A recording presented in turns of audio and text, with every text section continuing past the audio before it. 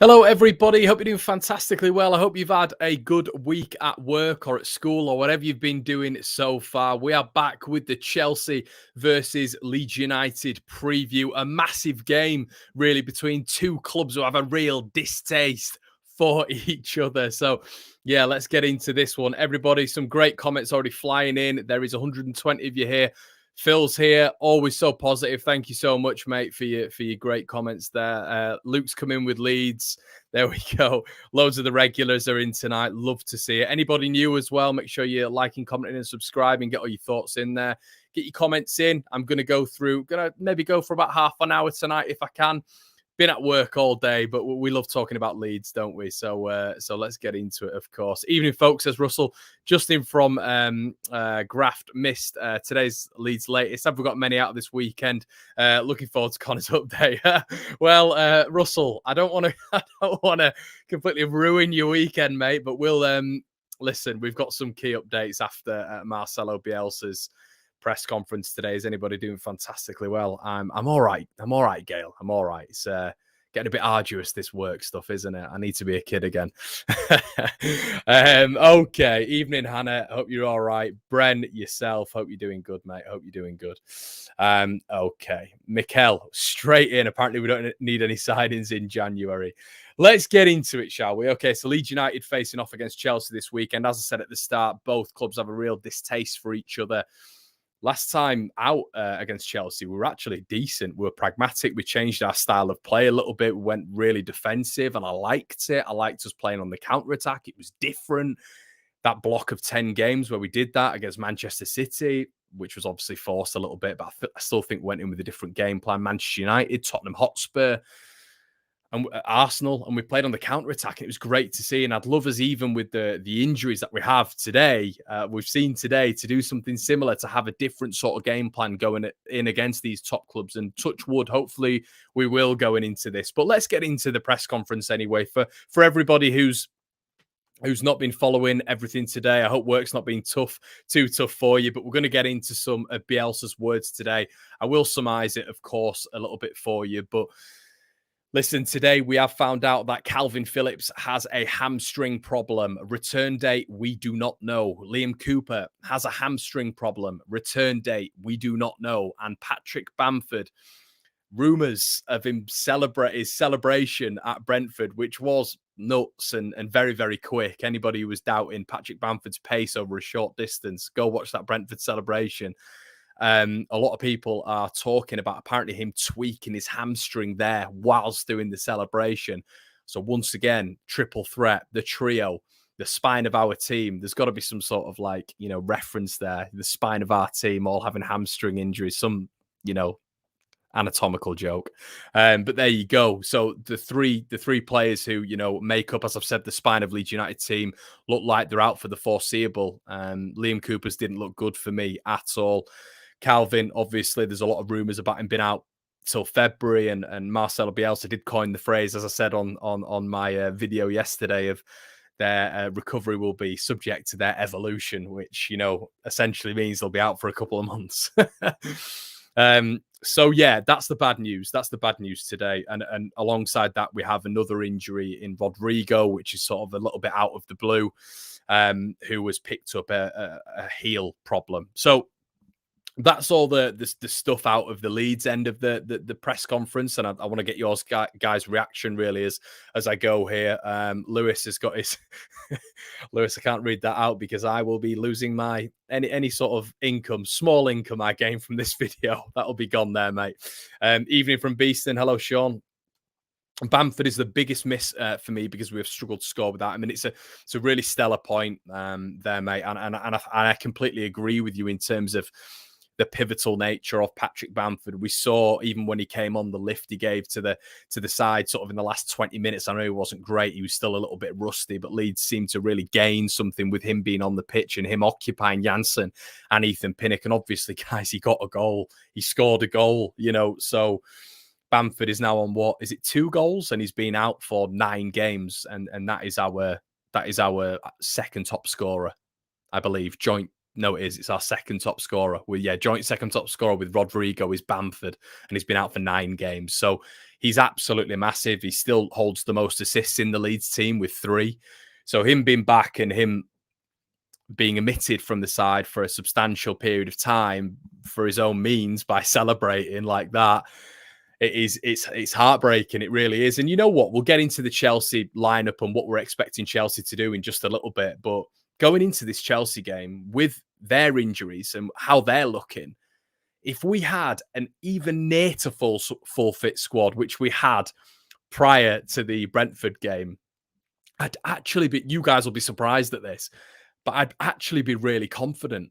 Not confident as in we're going to win the game, but confident we can pick something up and really, really test Chelsea, because they've got a lot of players out. And I looked as well, guys, a lot of us will turn around and say, we've got more injuries than any other side. It's not true. I think Leicester, I saw a graphic online, have 10. Wolves have 9. I think West Ham might have 7. Leeds, I think at this moment in time, have 6. So the reason it feels like more with Leeds is because they are not only our key players, but because we've got really no depth to substantiate that squad, no real quality to come in. So that's why it always feels like more. And it feels like our key players are always out for longer. But yeah, still think we can get a point, says Ross. Hopefully. A lot of people talking about the cricket as well, which is not what you're here for, but there you go. James Meredith, Chelsea are 100% without Kante and Kovacic, and may also be without Jorginho and Loftus-Cheek, which is positive for us because it leaves Barkley and Saul Niguez. Yeah, Saul Niguez, who's been abysmal. Ross Barkley, who is abysmal anyway. Cage is in here as well. The evolution of my score prediction on the debrief has changed, by the way. Cagey, my friend, we are sticking to that score prediction. I think he said 1-1. An abysmal score prediction. I'm heading to the top of the table on the debrief, I think. But anyway, let's get into it, shall we? Let's get into last time out we played Chelsea, when obviously we were different, we adapted, we were pragmatic. Leeds were looking to end the season high. We did 7 wins in 10, and Chelsea was amongst that. And this is sort of the lineup we played against Chelsea last time. It was a 4-1-4-1. This is when Chelsea were experimenting as well with their formation. I think they played a 4-2-3-1 against us. Meslier in net, Luke Ayling, Llorente, Strauch, Alioski, the back line, Phillips in the middle, Rafinha, Dallas, Roberts, Harrison, and Bamford. So still quite a strong side. Obviously, Calvin in there makes that look even better right now, doesn't it? It really drives me up the wall that Google can't spell Rafinha as well. But the general premise of the squad, the structure of the squad is reasonably good there. I still think that left-hand side is absolutely woeful. Jack Harrison, who for me, next to Ezcan Alioski was always a little bit of a problem. But Patrick Bamford in there as well, so that the spine was there in that game, and I think that was something that really helped Leeds throughout the game. I think we're able to keep that solidity. There's a real understanding within the squad as well. I think Roberts had played continuously with Stuart Dallas in that midfield, and they'd gained a real partnership. And this is something we had towards the back end of last season. It was partnerships. It was Diego Llorente. It was Pascal Strauch. It was even Ezcan Alioski and Jack Harrison on that left-hand side. And it was Tyler Roberts and Stuart Dallas, who towards the back end of last season, as that midfield duo, were reasonably decent. And it's the familiarity with your squad members that gains you success, as well as having the quality on the pitch. And that's something we're struggling with at the minute. But what do we see with Chelsea nowadays? As you can see, it's a pretty small image, guys, so I'll blow that up for you. It's Mendy and net, Rudiger at centre-backs with Silva and Aspilicueta. This is what we've seen in the recent game. Alonso at the back with Kovacic, Jorginho, James. We've got in the middle there. We've got Mason Mount, Timo Werner, and Callum Hudson-Odoi. So as you can see, there's been a real change in their formation from the 4-2-3-1.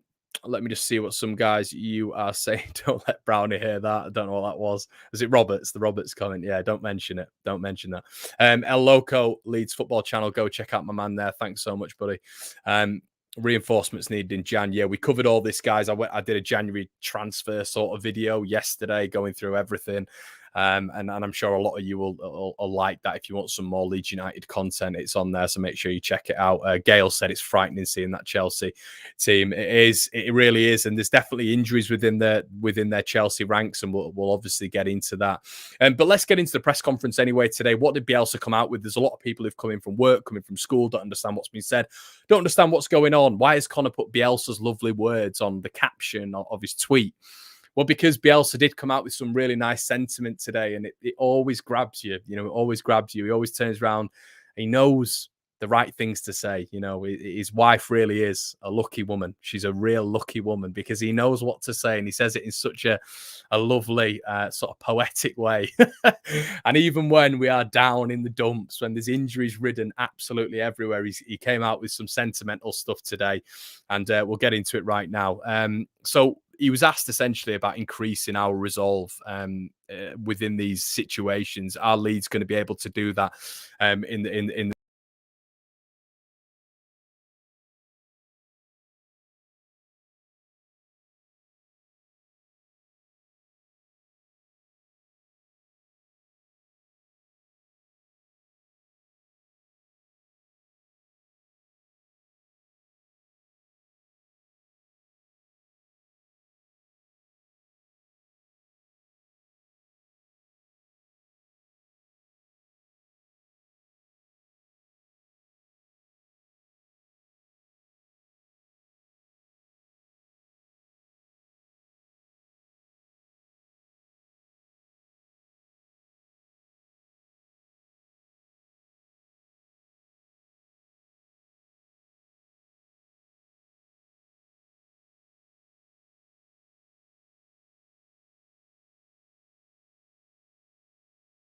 the utmost to win. So as you can see, it is it's nice, isn't it? And it is optimism and fortitude are definitely what I feel on a Saturday. It's just after the Saturday and all this sort of stuff where I start feeling glum and try to look at it in a way where I try to think to myself, how is this a positive situation? That's what I'm doing today. I'm trying to grab the positives because those players are out, but there are players who can come in. We have youth prospects who are hopeful and give us optimism, you know, and should be starting or should be in and around the ranks. So should be featuring, in my opinion, a lot more. So it is nice to hear the positivity going into this and our fortitude is going to prevail and all this sort of stuff. And hopefully it will. Hopefully we can nick something against an injury-ravaged Chelsea side. Obviously, let me know what you think in the comment section below. Don't worry, I'm not going anywhere. I just want to know what you're saying there. Oh, the audio. Oh no, was the audio gone? No sound. Oh no, no. Somebody muted me. Right, I'm gonna read you. I'm gonna read you just because I'm live on stream now. See, I'd edit this bit out if I was. This is the bit that I wanted to talk on. It allows for the hopes, fantasy that contradicts logical reasoning. My position is one of optimism and fortitude. Just that sentence there. Fantasy that contradicts logical reason allows for the hopes. They're the only things that you need. You don't need all the other waffle.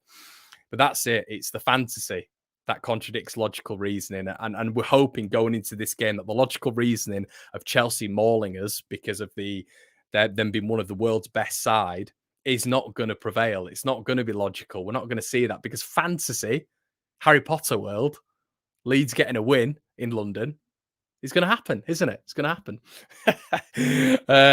Okay. Just seeing some comments.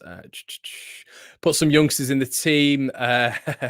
James Milner scored for us in December 2002 at the age of 16. We can hope. Yeah, genuinely, hopefully. Okay, so now we heard something on the January window as well. The January window, something that we've all spoken about. Bielsa had some words on that as well. The injuries are in the tendons, not in the muscles, blah, blah, blah. And then he talks about Tyler evolving in the centre of the attack. Click is also an option as an offensive midfielder. Forshaw has played as a DM before and done it well. Of course, we did not expect the problem of 4 injuries and have 4 new injuries, but I am always optimistic. We know, Marcelo. I always work so the difficulties harm us as little as possible. In this case, the same with respect to signings. Like I always say, and this is the key part, guys, any player the club is in condition to sign better than what we have, it would be welcome. But we all know the difficulties in the winter market. It's difficult to find players that are competing, that don't have a place in the team they're in. Normally, those competing have a space within their team, whether it's economic viability for those three conditions to be met is not simple. Very wordy. Breaking that down, we're not doing anything. Breaking it down, breaking it down for you guys. We're talking WWE. I'm going to break this down for you right now. I'm going to cut a promo. We ain't doing nothing. We ain't doing nothing in January, I'll tell you, because Bielsa feels that the reserves are there. We don't need any more players. You'll have to let me know what you guys think. It is frustrating, but I think I'm just in a sort of like, happy fantasy world now after he told me to rely on that instead of logical reasoning. That's not me criticizing him, by the way, but yeah, I try to look at the reasoning instead. Anyway, let's look at the 11 that could go into the Chelsea game. So as I said, we've seen the Chelsea side a little bit at the start, and they mix up the formation a little bit from a 3-4-1-2, a 3-4-2-1. It's obviously been developed when Lukaku's been there as well, which has meant that Tuchel's had to manipulate the formation to what it was last season. So it's going to be interesting to see how Leeds go into the game. Now, my realistic 11, I'm going to sort of flash it up on screen now. But initially, this is what I would like to see implemented in the next couple of weeks. Now, within the 4-1-4-1 formation, as you can see on screen now, I would go with Ilan Meslier in net, Luke Ayling, Llorente, Strauch and Firpo as a back five. Adam Forshaw in the defensive midfield role. I would like to see Lewis Bate and Stuart Dallas just in front. And what I'd love to see there is Dallas almost form a little bit of a defensive partnership, a cohesive partnership with Forshaw there, because I don't think Forshaw's going to get the same he's going to be able to deal with that defensive midfield role as well as Calvin does. So I think Dallas and Forshaw are going to have to almost work as a partnership to fulfill Calvin's role. And I'd love to see Lewis Bate have a free role, a Lewis Bate ahead of him. Daniel James would be on the left for me, Rafinha on the right, and Gelhardt up front. Have I got a bit excited there? A lot of you guys will come in the comment section below and say, Connor, you're living in fantasy, but I've been told to.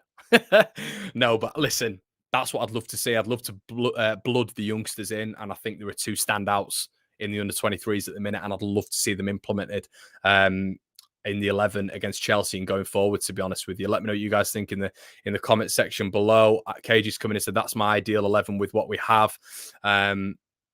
I'd go for that team. Bate, he hasn't played much, it seems. Jed says, I like that lineup. Day has come in. Agreed, Connor, which is great. I didn't expect that. I didn't expect that, but it seems like there is everybody feels like there needs to be an injection at the minute, and we've got the quality, and that's the good thing. We could be in a scenario now with Leeds United where we have nothing. That's it. We're done. We're down, whatever, this, that, and the other. Leeds United have no quality. We're just championship, but we have the quality. The reason we have invested so heavily into players like Leo Kjelder, Cody Drame, Lewis Bate, Joe Gelhardt, Greenwood, all these players have been invested in. So for situations like this, they're able to come in and replicate what the first team does and do it to a very, very good level. As I've said, I've waxed lyrical about Lewis Bate so many times. I don't know what really more to say about Lewis Bate. Joe Gelhardt, the only improvement I would need to see from Joe Gelhardt is for him to stay in the box. Stay in the box. Don't come out. Don't do a Harry Kane. Don't do a Tyler Roberts where you're coming in trying to retrieve the ball and dominate the game from the midfield space. What I want you to do is be in the box and use your quality in the box. And I think that's what Patrick Bamford does extremely well. He's off the shoulder. I think technically, as a football player, Joe Gelhardt is going to be completely elite in that department and could be better than Patrick Bamford technically. But I think the striker understanding, Patrick Bamford has got it down to a T. And that is, Leeds have missed him so much. It's just his presence. And I don't think we've got that player at the minute who is just off the shoulder. And I think that needs to be really indoctrinated and put into Joe Gelhardt's game. And if that happens, which I'm sure it will over time, we'll see an absolutely phenomenal striker. But he has to build. And from what I've seen of him so far, Tottenham, Wolves, the guy's building. The argument would be Tyler Roberts showed a striker's instinct for the Brentford goal, and he did. He did really, really well, got in between Ethan Pinnock and Pontus Jansson, which is what you're supposed to do as a striker, anticipated and finished well. So, I hope Roberts is able to do that against Chelsea. I hope Roberts is able to do it going forward. Hopefully, this is a springboard. But I also hope this isn't just going to be a flash in the pan similarly to what we saw with Roberts when he scored against Southampton. We didn't see any more assists, any more goals thereafter. There needs to be consistency with it, really. But he showed a really good tendency there, a really good striker's tendency. He was further forward and he got in between the defenders, which is what you have to do if you're a proper striker. So we'll have to wait and see there. Start, too many kids will get hammered 5-0, their confidence would get shattered. That's always the argument, isn't it? That's always the argument that, if you put kids in, their confidence will get shattered. But I think because these kids are so intertwined with our first team and they train with them, they're very close with them, I think they understand. I also think they've come from good stock. Joe Gelhardt has not had a dip in his career. He's been spoken of as one of the best. You've had top clubs in for him. Lewis Bate, captain of Chelsea's under-18, offered a big contract by Chelsea, lauded as one of, England's next captains, if you read articles from a couple of years ago. So I think they've always had pressure. You've got to throw them in at some point. And if we're that injury ravished, which we are at the minute, when else are you going to throw them in? Because when Phillips comes back, if we had another midfielder in January, if we had a striker, if Rodrigo comes back very, very soon, we're not going to see Joe Gelhardt there for a long period of time. So why not, when we're injury crippled, do you not just throw them in? That's my argument. I don't understand why you wouldn't. And they've got the quality. It's there. I think you had recorded 10 clubs after Joe Gelhardt's signature. Numerous after Lewis Bate as well. Look at Livramento at Southampton. 17 years of age.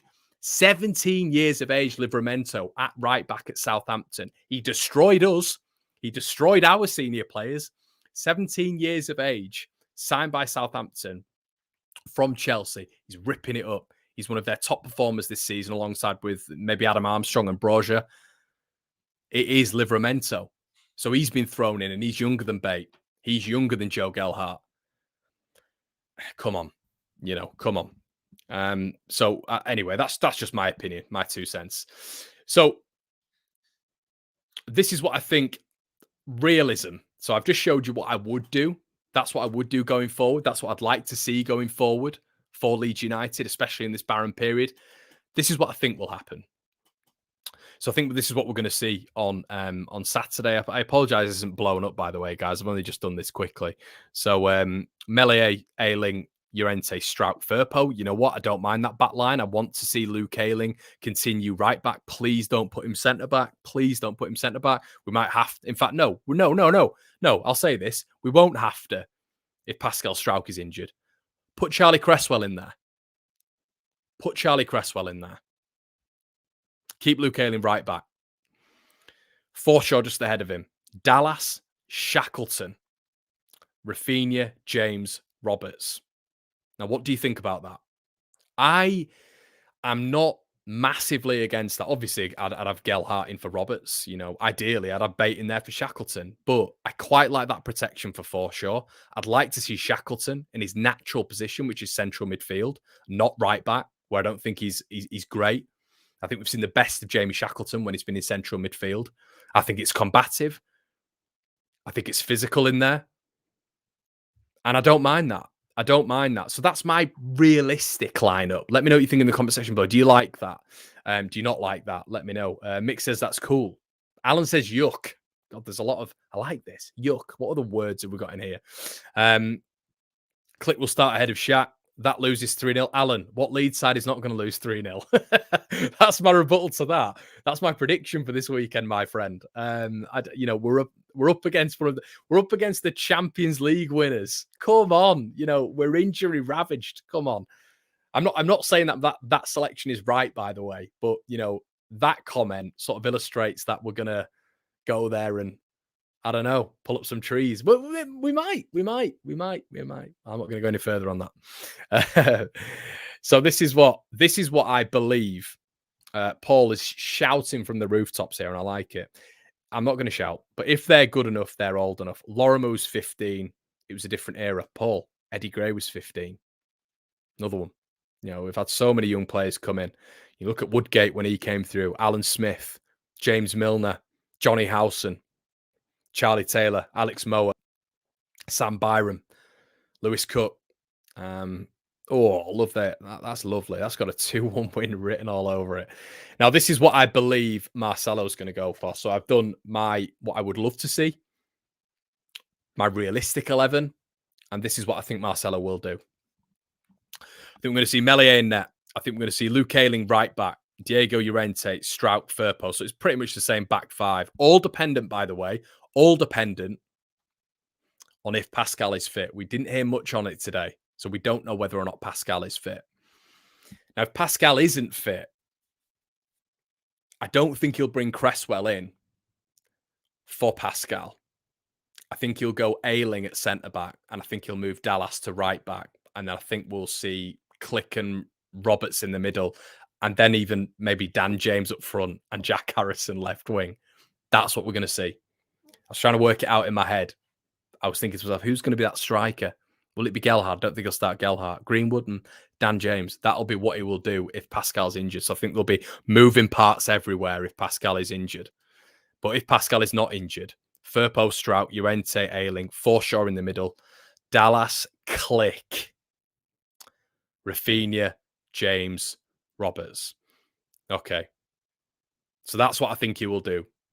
So once again, this is my 11.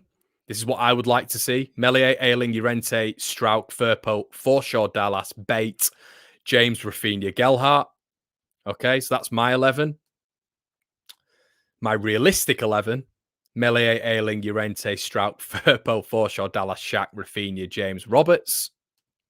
And Bielsa's 11. In my opinion, this is what I'll go for. Meslier, Ayling, Llorente, Strout, Firpo, Forshaw, Click, Dallas, James, Rafinha, Roberts. Let me know in the section below which one you prefer. Is it first, second, or third? But that's what I think he'll do. That's what I think. James at centre forward. Yeah, he's done it. He's done it all this season. Everyone thinks Roberts is up front, and it's not. It's James. If you watch Leeds' play, it's Daniel James. Daniel James is the furthest forward, pressing on the centre back every single time. So yeah, that's what I think is going to happen. If that's the lineup, I don't know which one you're referring to, mate. But yeah, they're all quite controversial. That 100% will be the lineup. I presume that's referring to number 3. Was over from Ireland for the Palace game. It was brilliant. Big up, Liam. Connor, would you take a point against Chelsea? Sure, Sean, would I take a point against Chelsea, my friend? Someone said that to me the other day. Would you take a point? Would I take what I'd do for a point? What I'd do? I'd take a point out of these next 4 games, mate. Never mind against Chelsea. That's my mindset. How about Harrison at centre forward? Says Helen Walker. Yeah, I don't. It's just the anticipation, Helen. I don't know whether or not he'd understand. I mean, I think Jack still struggles to understand the left winger role, to be honest, and where to be and when he's getting forward and decision making and all these sort of aspects. I still think he needs to develop his left hand side a lot more. I've always said I'd love to see him at left wing back. I think that'd suit his attributes a lot more. I think putting him centre forward, that's a whole new ball game. It's a whole new ball game, and I think you see that with Patrick Bamford. You see how many times we've tried to change around that centre forward, that false 9. It's not been able to work, and there's only one man who can work it. 2 men, Bamford and Gelhardt. So yeah, I don't think so. Matthew has said, I don't know why, but I got a feeling we're going to win 1-0. I love that. Absolutely love that. So Craig says Arsenal are not all that. Everton battered them. You're right. Yeah, I'm just more worried about us. Craig. I think there's a lot of focus on the other lineups. But listen, Chelsea, we've not even spoken about who they've got out. Ben Chilwell apparently is out for this one. A lot has been going down Chelsea's left. Since Chilwell has been omitted from the side, they've only won 1 game in 4, and that was a very narrow win against Watford. They've drawn to Zenit. Obviously, they've drawn to Manchester United, and there was another one thrown in there as well. But it's not been plain sailing for Chelsea in the last 4 games, and that gives you a dose of optimism for what Leeds are coming up against. Jorginho is likely to be out. Kante is likely to be out. Was fabulous in that first game for Frank Lampard's Chelsea. It looks like as well Trevor Chalobah is out as well, who's comprised their back 3. He's been very good in that back 3. A youngster who they've blooded through. So it looks like they're going to be, starting with Alonso on the left-hand side as well, which I know a lot of Chelsea fans don't like. They think he's slow. If there's an avenue there where Rafinha can get at Marcus Alonso, that's going to be very, very beneficial for Leeds. But we've got to get someone in the middle.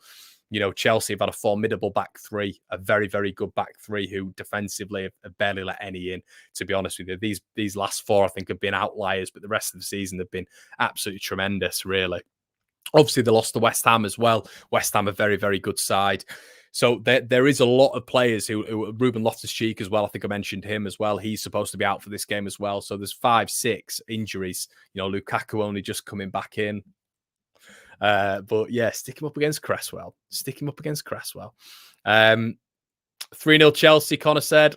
I did. And I'm not like cagey. I'm not flip-flopping. I am, yeah, okay. I hope they prove me wrong. I'll tell you what I'll do, because I want to be positive. I do try to be positive. I just try to be realistic as well. I know you guys sometimes get cross wires there.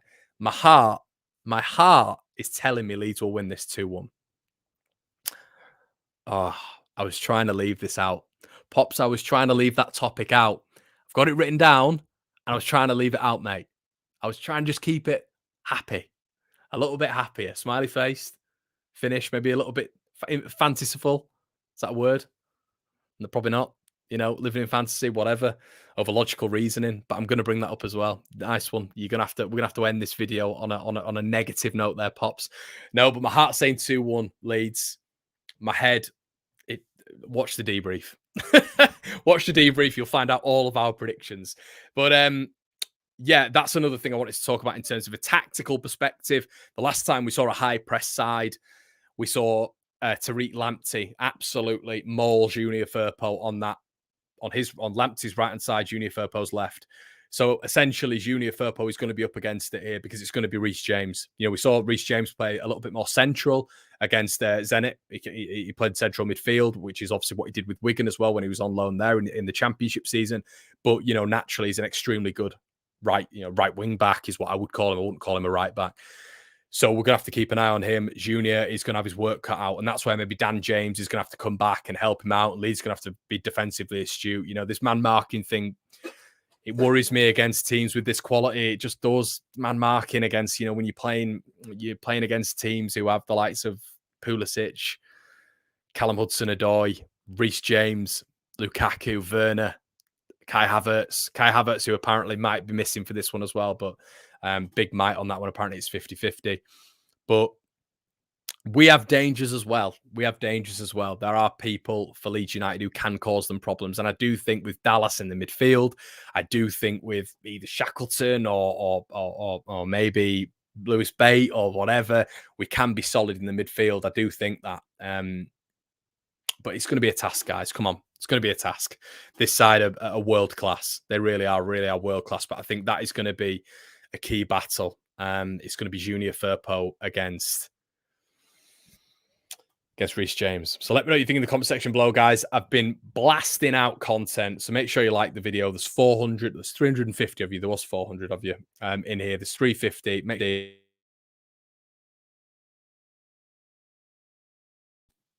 rank you.